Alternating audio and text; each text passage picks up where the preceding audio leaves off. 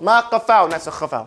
Listen, I really have to emphasize over and over again that you have to memorize, and the memorization cannot be shaky. The work of a talib al-ilm is memorization. That is the basis of your whole thing. You may not understand anything, but if you memorize, when you come to class, it will make sense. Even if it doesn't make sense the first time, the second time. But if you got the memorization down, when the teacher hears you recite it, he does things or she does things to get you to understand it. But if you don't have the text memorized, then there's nothing that you're working with. You know, because that's what we're working with. We're working with a particularized text. And it's in your head, and we're doing things to make it understandable for you. But if the text is not there, what are we working with? What are we working with? Nothing. Nothing at all. So you have to have the text over, and it rhymes, you know, and it's not anything that anybody before you has not had to memorize. Everybody before us has had to memorize the same things. Okay, so here we are. It says, "Innal kalama indana faltastami'." The fact is that speech, according to who? The scholars of what? Grammar. Innal kalama indana faltastami'. So listen up. So if you want to know what speech is according to the scholars of grammar, what do you have to do? Faltastami'. You have to listen up, right? And listening is different from hearing, because we hear the noise out in the street, but we're not listening to it, right? When we listen, we pay attention. Faltastami'. Lafdun murakkabun mufidun qad wudi'. It is a sound that you throw off your tongue. Murakkabun, that is compiled, meaning one over another, more than one sound, two sounds or more, right? Yes. Implied or literal. Lafdun murakkabun mufidun, beneficial. Min haythu, from the way that the listener is not listening for more in order to understand the objective of the speaker. In fact, he has benefited. Get the point? He's benefited enough from the sound of the speaker's voice that he doesn't have to hear anymore. He understands. That's what we say is beneficial.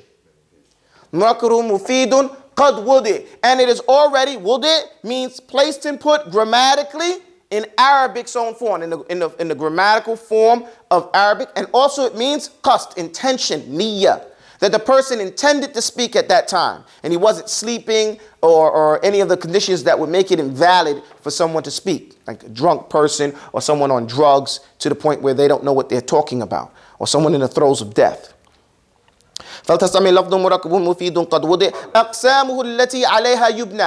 types of speech that it is built, the format that it is built upon, speech is built upon what? Ismun, fi'lun, wa harfun. Is built on those four things. The foundation for all speech are those three types of words, right? They're not particular words, but they're three types of words. That's why we redundantly beat it in the head that there is an ismun, which is a what?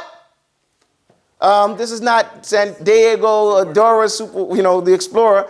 It is super noun, a powerful noun, okay?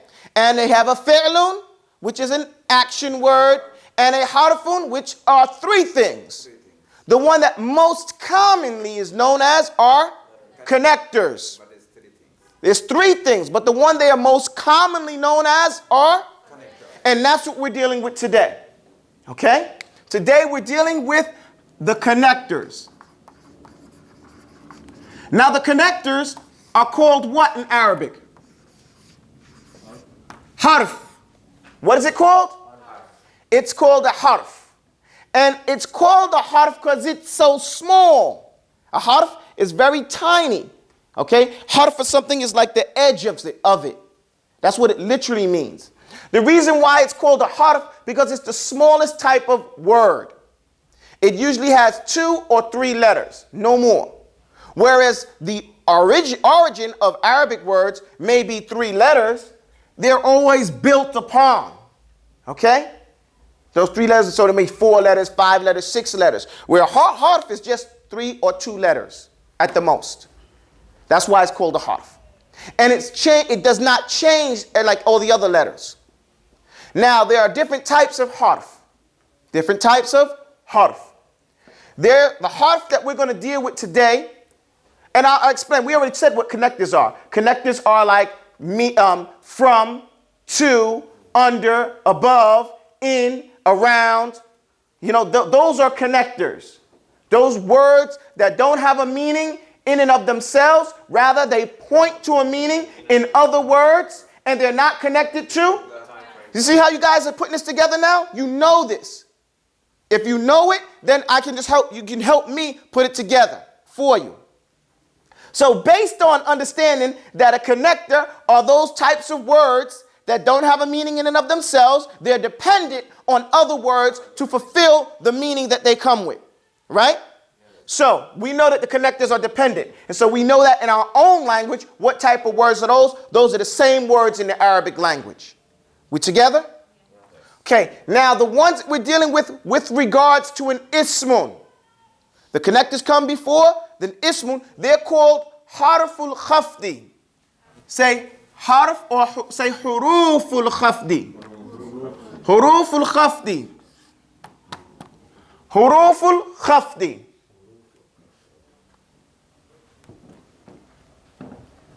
I'll write it out in transliteration. Huruful khafdi.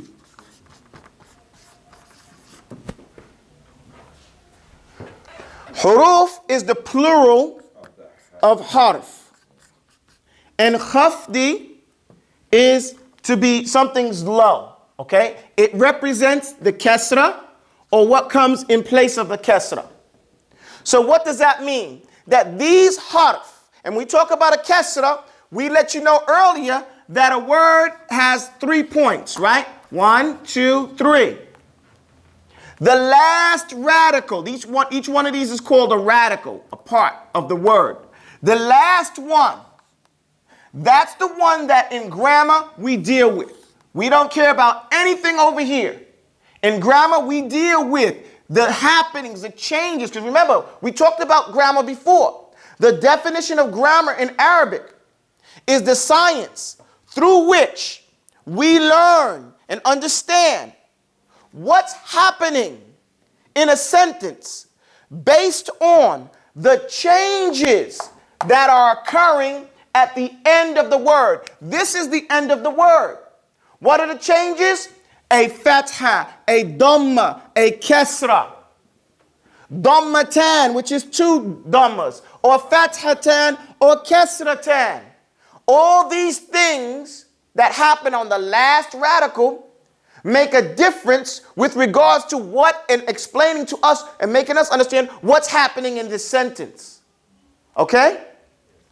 Also, the placement of the word in the sentence lets us know what's going on in the sentence. Grammar is the science where we study the sentence based on the words in the sentence. Whereas sarf, etymology, is the study where we study the science through which we study the word to understand that particular word before entering it into a sentence.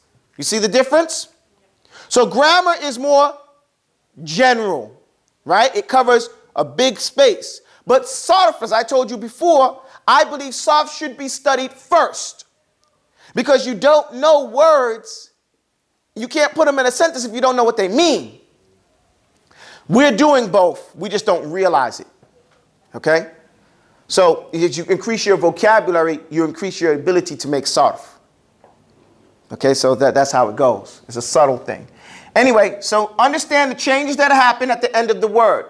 Now, this is a process and you got to watch it because remember, it's science. Boy, you got to sit down, can't keep running back and forth. Okay? So look, what affects this word? What affects this word are the huruf al-khafti that come before it.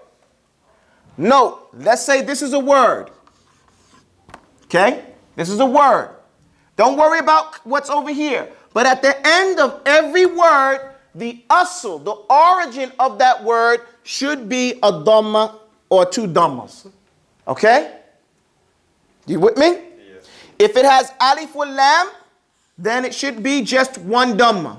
If it doesn't have an alif wal lam, it should have 2 dhammas. Okay? That is the asl. Whenever you see a word, assume at the end of it is what? A dhamma or a dhammatan, right? That is the way it's, if it doesn't have, no, I'm stopping my feet. If it doesn't have a dhamma or a dhammatan at the end of the word, something is affecting that word in grammar.